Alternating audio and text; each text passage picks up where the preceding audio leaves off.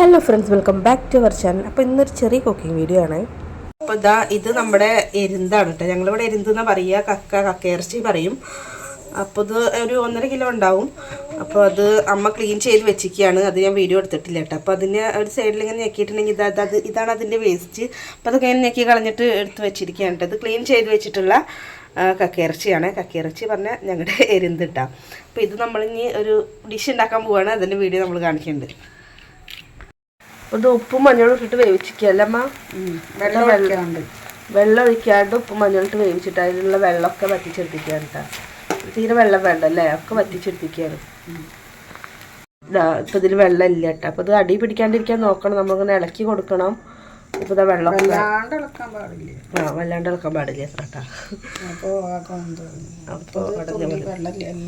അപ്പോൾ വെള്ളമൊക്കെ വറ്റിപ്പോയിട്ടാ.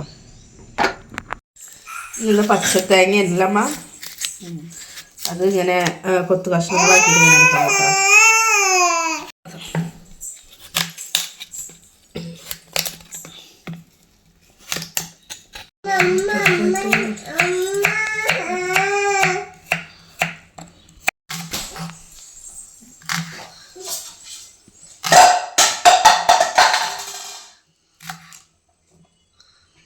ഇത് കഴുകി വെള്ളം വറ്റാൻ വേണ്ടി വെച്ചിരിക്കുകയാണ് കേട്ടോ, തേങ്ങ കൊത്ത്. അപ്പോൾ അതിന് കുറച്ച് പച്ചമുളകും വേണം, ഇഞ്ചിയും വേണം, വെളുത്തുള്ളിയും വേണം. ഇത് ഓൾറെഡി നമ്മളിവിടെ അത് അരിഞ്ഞ് വെച്ചിട്ടുണ്ട്. ഓക്കെ, അപ്പോൾ അത് ബാക്കിയുള്ളതും നമ്മളിവിടെ അരിഞ്ഞ് വെച്ചിട്ടുണ്ട്. പിന്നെ നല്ല വേപ്പിൻ്റെ ഇല വേണം കേട്ടോ. അപ്പോൾ അത് നമ്മുടെ വീട്ടിലുണ്ടായിട്ടുള്ള വേപ്പിൻ്റെ ഇല തന്നെയാണ്. അപ്പോൾ നമുക്കത് ഉണ്ടാക്കാൻ തുടങ്ങാം. അപ്പോൾ ദിവസം ഇരിക്കാനുള്ളത് കൊണ്ടാണ് സൺഫ്ലവർ ഓയിൽ വയ്ക്കുന്നത്. വെളിച്ചെണ്ണ വേണം കാറിപ്പോയാൽ വെച്ചിട്ട്. അപ്പോൾ അത് സൺഫ്ലവർ ഓയിലാണ് നമ്മൾ കുക്ക് ചെയ്യുന്നത് കേട്ടോ. കുറച്ച് ദിവസം ഇരിക്കേണ്ടതുകൊണ്ട് വെളിച്ചെണ്ണ അങ്ങനെ കാറിപ്പോയാലോ വിചാരിച്ചിട്ടാണ് സൺഫ്ലവർ ഓയിൽ എടുത്തിട്ടുള്ളത്. നമ്മളാദ്യം ഇഞ്ചി ഇട്ടിട്ടുണ്ട്, പിന്നെ വെളുത്തുള്ളി, പച്ചമുളകൊക്കെ ഒപ്പാണ് ഇടേണ്ടത് കേട്ടോ. ഓരോ സെക്ഷനാക്കി ഇട്ടുന്നുള്ളതൊക്കെ കൂടി ഒപ്പിടുക. അതായിരുന്നു കയ്യിൽ ചെറിയ ഉള്ളി നന്നായിട്ട് നമ്മൾ ഇളക്കി കൊടുക്കുന്നുണ്ട്. അതിന് നല്ല മൂത്തതിന് ശേഷം ചെറുള്ളിയിടല്ലേ.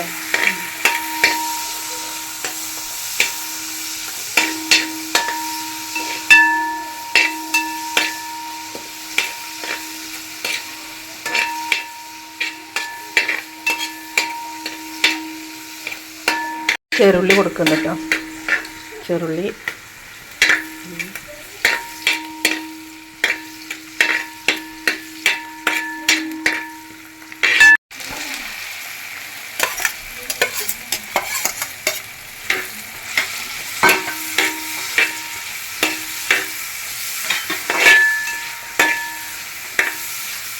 ഇതൊക്കെ ഇങ്ങനെ എണ്ണയിൽ കിടന്നിട്ട് മൊരീനൻ്റെ നല്ല സ്മെല്ല് വരുന്നുണ്ട് കേട്ടോ.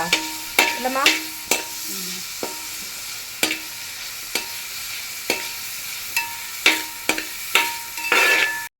ഇത് നമ്മളിപ്പോൾ 2 കിലോനാണ് ഇത് മേടിച്ചിട്ടുണ്ടായിരുന്നത്. അപ്പോൾ ഇതിൻ്റെ വേസ്റ്റൊക്കെ കളഞ്ഞപ്പോൾ ഇപ്പോൾ ഒരു 1.5 കിലോനായി ഉണ്ടാവും. അപ്പോൾ ഇത് നന്നായിട്ട് വേസ്റ്റൊക്കെ കളഞ്ഞ് കഴുകിയിട്ട് കുറച്ച് ഉപ്പും മഞ്ഞളും കുരുമുളക് പൊടിയും കുറച്ച് മുളക് പൊടി ഇട്ടിട്ട് ഒന്ന് നന്നായിട്ട് ഇതിലത്തെ വെള്ളം വറ്റിച്ചെടുക്കുക ചെയ്തിട്ടുള്ളൂ. വേറെ വെള്ളമൊന്നും വെച്ചിട്ടില്ല, വെള്ളം ഒന്ന് വറ്റിച്ചെടുക്കുക ചെയ്തിട്ടുള്ളൂ. അമ്മ അതിൽ വേപ്പിൻ്റെ ഇലയും കൂടി ഇട്ടിട്ട് നന്നായിട്ടൊന്ന് ഇളക്കിക്കൊണ്ടിരിക്കുകയാണ്. ഇത് ഏകദേശം നല്ലൊരു കളറായിട്ടുണ്ട് കേട്ടോ മൂത്തിട്ട്. അപ്പോൾ അമ്മ ഇതിലേക്ക് നമ്മൾ നേരത്തെ ഊറ്റി വെച്ചിട്ടുള്ള വെള്ളമൊന്നും ഇല്ലാത്ത തേങ്ങക്കൊത്താണ് കഴുകി വൃത്തിയാക്കിയിട്ട് വെച്ചിട്ടുണ്ടായിരുന്നു. അത് ഇതിലേക്ക് ഇട്ടിട്ടുണ്ട്. നന്നായിട്ട് യോജിപ്പിക്കുകയാണ് കേട്ടോ. ജീരകം എടുത്തിട്ടുണ്ടാവും, ഒന്ന് വറുത്തെടുക്കുകയാണ്. ഒന്ന് വറുക്കണം.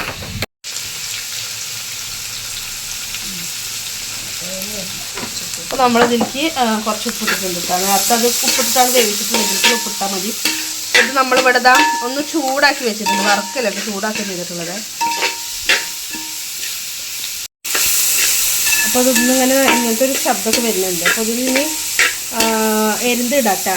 എരുന്ത് പറഞ്ഞാൽ കക്ക ഇടാനായിട്ടുണ്ട്. ഓക്കെ അമ്മ. അപ്പോൾ അത് അമ്മ തിരിച്ച് എരുന്ത് വേവിച്ച് വെച്ചിട്ടുള്ള എരുന്താണ്. എരുന്ത് ഇടുന്നുണ്ട്. നന്നായിട്ട് ഇനി ഇളക്കിക്കൊണ്ടേ ഇരിക്കണം അല്ലേ. ഇളക്കിക്കൊണ്ടേ ഇരിക്കണം.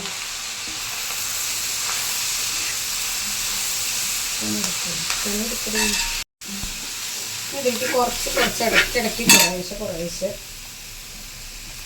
സൺഫ്ലവർ ഓയിൽ ഒഴിച്ച്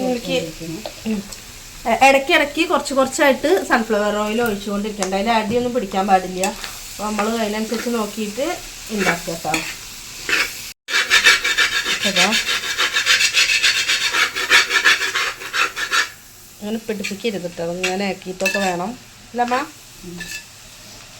നോക്ക് കൊടുത്തയക്കാനുള്ളതാ അല്ലേ?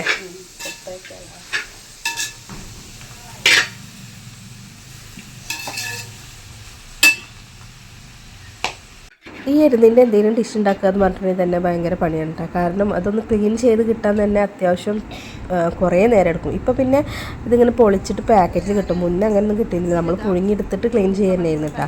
അപ്പോൾ അത് അതിലേക്ക് നേരത്തെ ചൂടാക്കി വെച്ചിട്ടുണ്ടായിരുന്ന പെരുംജീരകത്തിൻ്റെ പൊടിയാണ് പെട്ടിട്ടുള്ളത് കേട്ടോ. ജീരകം പൊടിച്ച പൊടിയാണ്, പെരുംജീരകം പൊടിയാണ് നമ്മൾ പെട്ടിട്ടുള്ളത്. നല്ല പണിയുള്ള പണിയാണ്.